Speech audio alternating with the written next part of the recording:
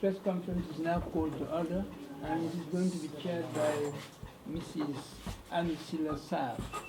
Madam, you have the floor. So, thank you very much. Good afternoon,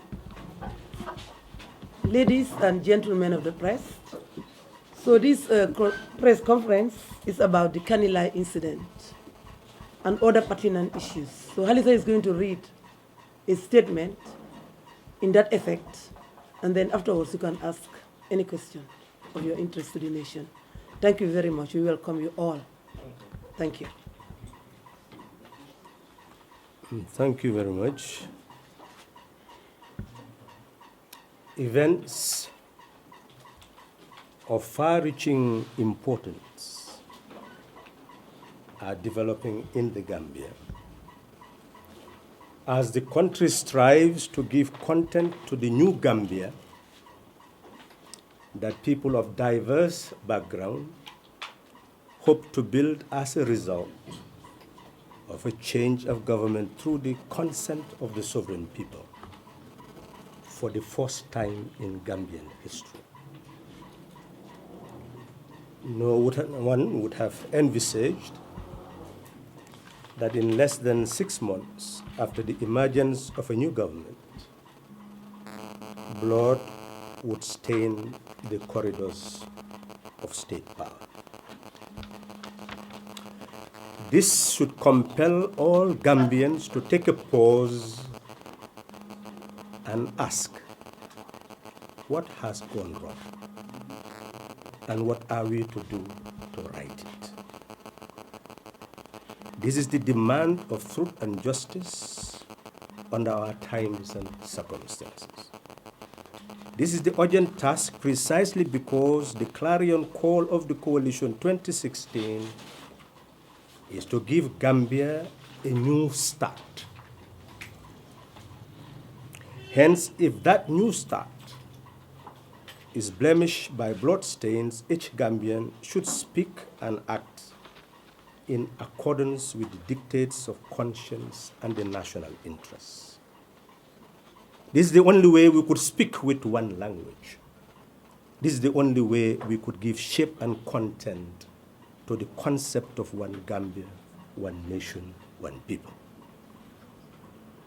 The incident in Kanilai gave birth to weeping and gnashing of teeth on one side, and the cocking of guns and the issue of warnings on the other. This is not the recipe for building the new Gambia that all just Gambians envisage. The new Gambia must be a sovereign republic with a sovereign people. This is the commandment of the Constitution of the Republic, which should shape the thinking, values, and practice of the people, the state, parties, security forces, the CSOs, all members of society. Section 1, subsection 1 of the Constitution commands that the Gambia is a sovereign republic. Subsection 2 adds that the sovereignty of the republic resides in the people of the republic. Hence, all Gambians are equal before the law, says Section 33 of the Constitution. None should be discriminated by being subjected to any disadvantages on the basis of ethnicity, religion, gender, race, birth, origin, language, political opinion or affiliation, or any other status. This is the basis of national unity and good neighborliness among the sovereign people of the Gambia. Subsection 2 did not only make each citizen a depository of the sovereign power and authority of the nation, it goes further to establish who should exercise power and how, which is the basis of democracy. It reads, sovereignty of the country resides in the people of the Gambia, from whom all organs of government derive their authority, and in whose name and for whose welfare and prosperity the powers of government are to be exercised. The essence of democracy is clear. It starts with giving each citizen sovereign power and authority.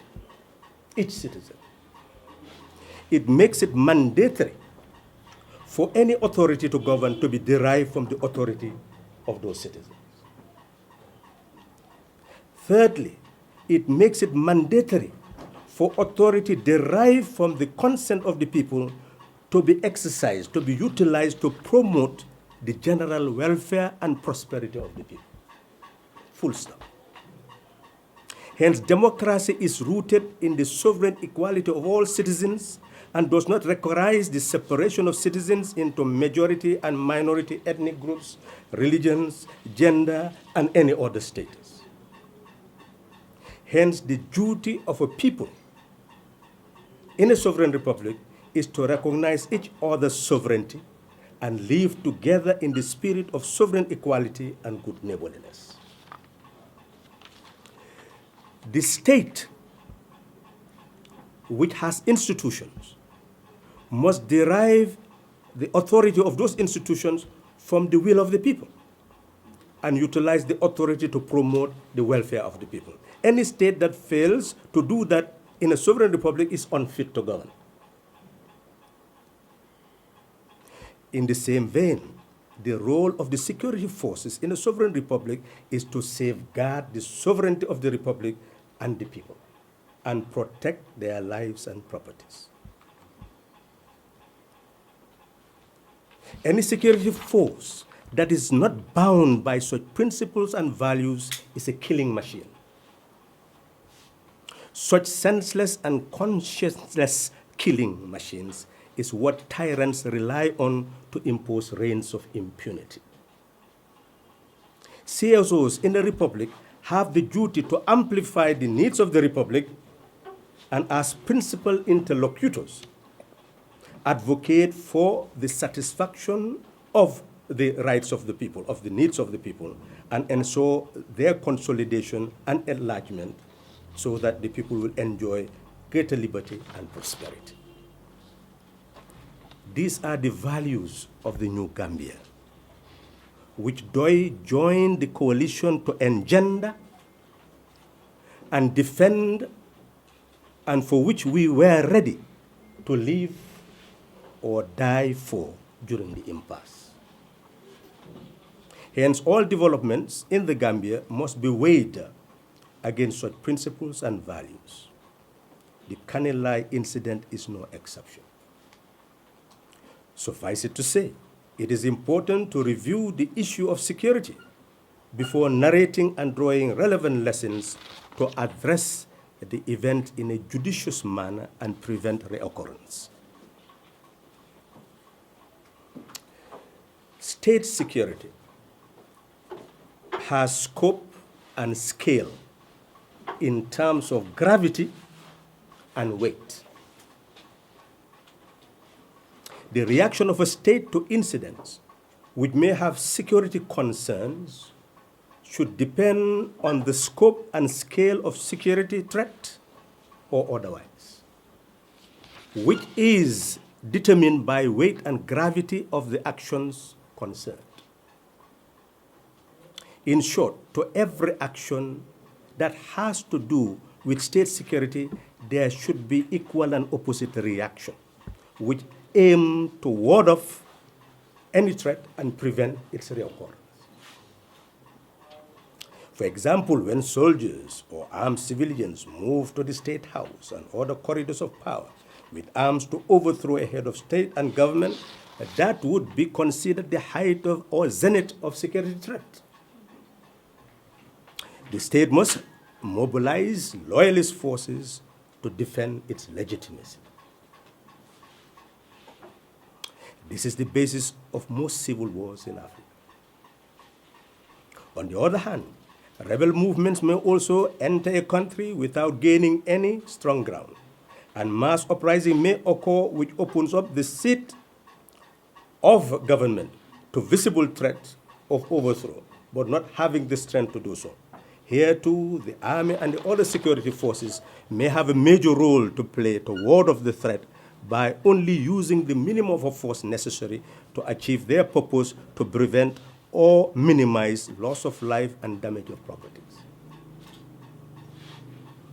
It stands to reason that when demonstrators aim to express grievances in a peaceful and spontaneous manner, near to or away from the corridors of power, without any destruction of life or property or posing any threat to the seat of government, then the action should be seen as civil disobedience and a threat to public order and not a threat to state security. A threat to state security requires the combined forces of armed and law enforcement agents. On the other hand, a threat to public order requires the presence of only the law enforcement agents. Their method must either be to escort to prevent any damage of property or confrontation with other opponents, or disperse the perpetrators if threat to life or property becomes imminent. How then do we classify the Kanilai incident? Is it a threat to state security or a civil disobedience and threat to public order? The answer to the question is simple. The fact that those arrested are charged under the Public Order Act rather than with treason confirms that the incident was a matter of civil disobedience and public order, which should be handled by the police, and not a matter of state security, which should be handled by joint forces of military and law enforcement forces. Motion. And when to disperse by using minimum force without any loss of life or property. This should be a byproduct of appropriate training and experience in dealing with such matters. The origin of the conflict. Kanilai is the hometown of the ex-president of the country, ex-President Jammeh, who left the country under an agreement with the UN, AU, and ECOWAS negotiators for him to leave in haste by getting assurance that his properties and supporters will be protected. The UN, AU, ECOWAS negotiators did not proceed to sign a document with President Barrow to get him to also commit himself to the declaration of intention of the negotiators. Hence, two claims are being made why Gambian and economic forces are in Kanilai. Some claim that the Gambian soldiers and economic forces are stationed in Kanilai to protect the properties of the ex-president and maintain security in the border. Others, especially residents of Kanilai, claim that they are an occupation force which is making impossible for them to live a normal life.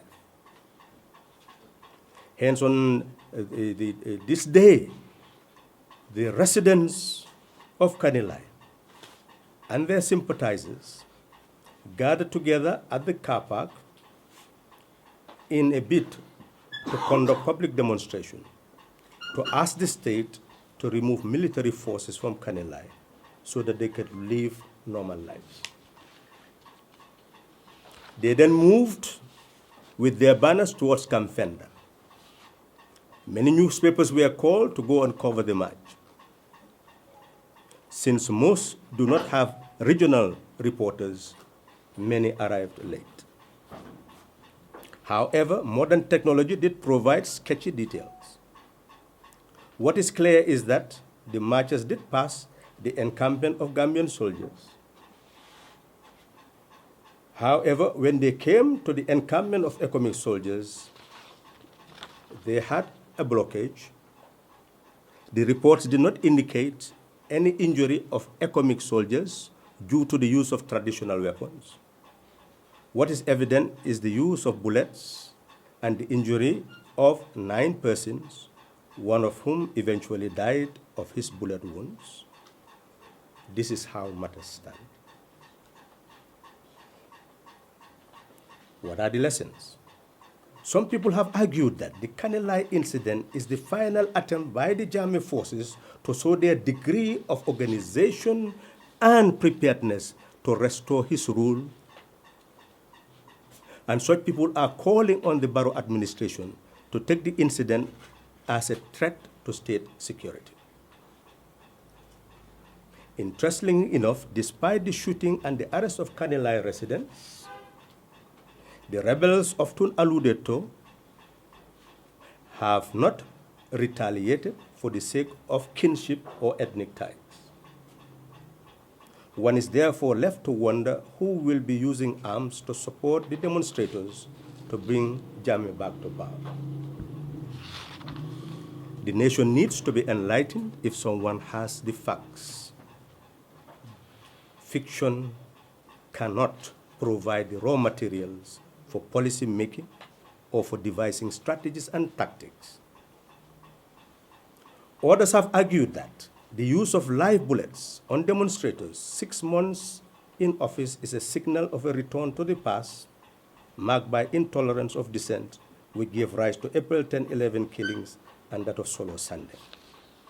They have started to give the Barrow administration a similar type of rating that Jammeh had. Where do you stand? I ask the nation. If the nation takes sides, the issue of Kanilai incident would be reduced to a Barrow versus Jammeh affair. This would be a distortion of the demands of our situation. The question that all Gambians should address is whether the Barrow administration should preoccupy itself with challenges of the second coming of the Jammeh administration, or those of building the new Gambia. History has already settled this question. In short, when ex-President Jammeh refused to leave office, President-elect Barrow had two options. He had the challenge to focus on Jammeh's refusal to leave office and mobilize protest movements and demonstrators to oust him, or focus on his victory and prepare the ground of addressing the challenges of assumed office when the term of office of the incumbent expires.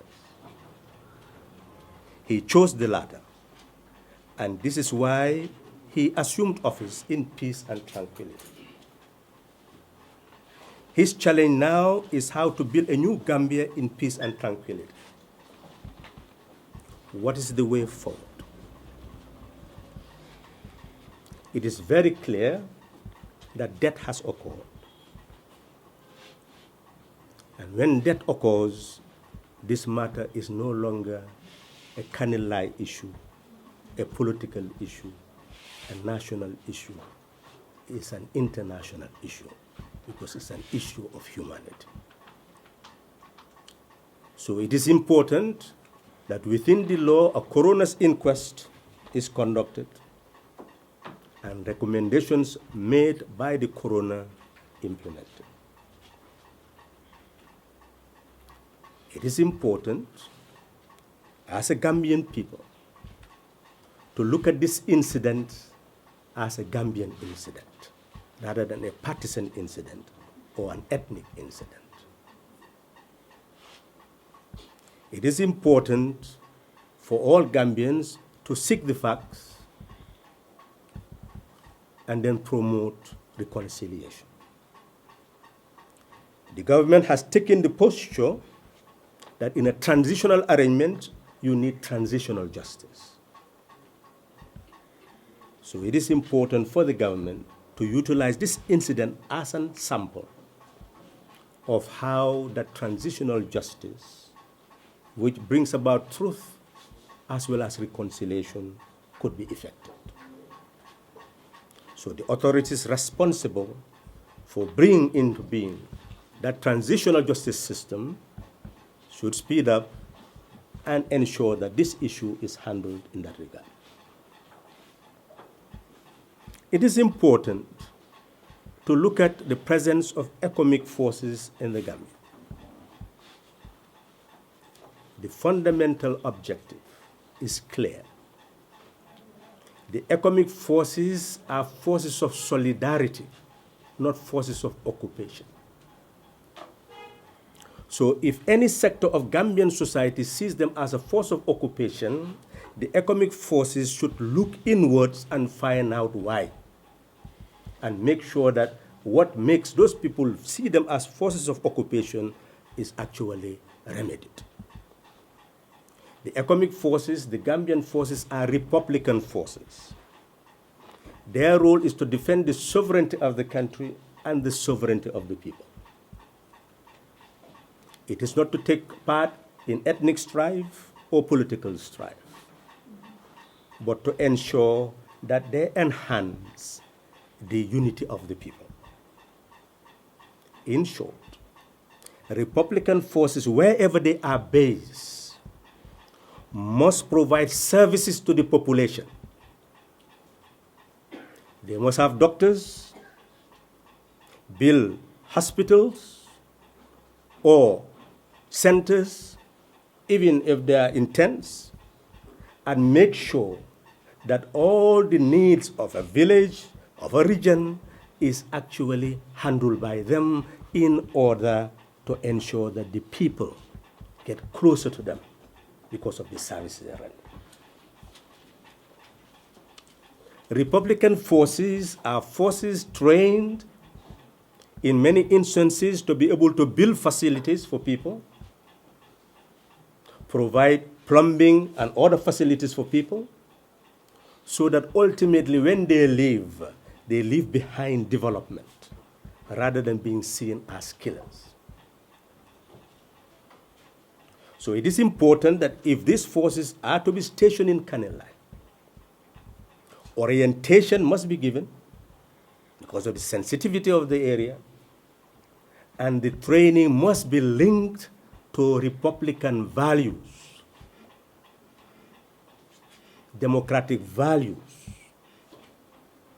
and care to the community. That the security forces constitute a part of the service structure of the Republic, just like the health structure, just like the education sector and all other sectors. So it is therefore important that reorientation be done so that the real purpose of their placement in any part of the Gambia will be known by the people in that region. Fundamentally, the state need to issue another statement other than the statement that was originally given. A statement of reconciliation.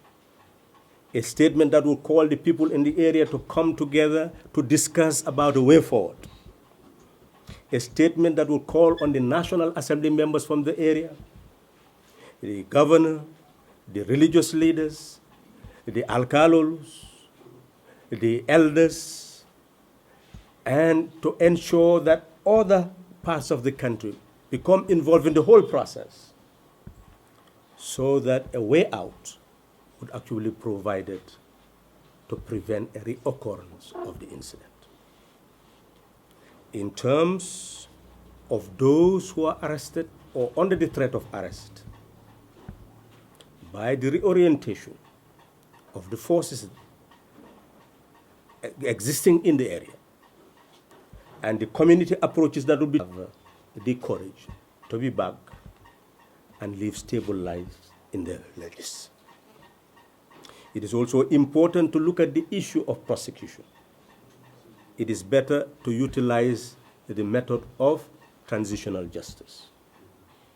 Because under the current circumstances, the Public Order Act is under scrutiny. There has been incidents in the last government, under the last government, which involve opposition leaders charged under the Public Order Act. And there are many sections of the law that are now being challenged at the Supreme Court so that Gambia will become the democratic country that will allow freedom of expression, freedom of association with greater tolerance. Since there are many questions, it is better to utilize transitional justice to ensure that we all have a new start in a new Gambia.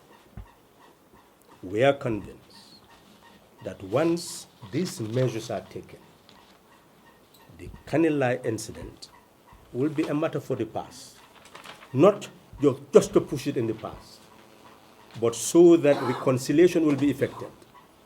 But it will also be a sample of how Gambia did overcome a crisis to be in a manner that will ensure that we move along the path that we have chosen for ourselves, a path of democracy, rule of law, good governance, a part of national unity, a part of one Gambia, one nation, one people. Thank you.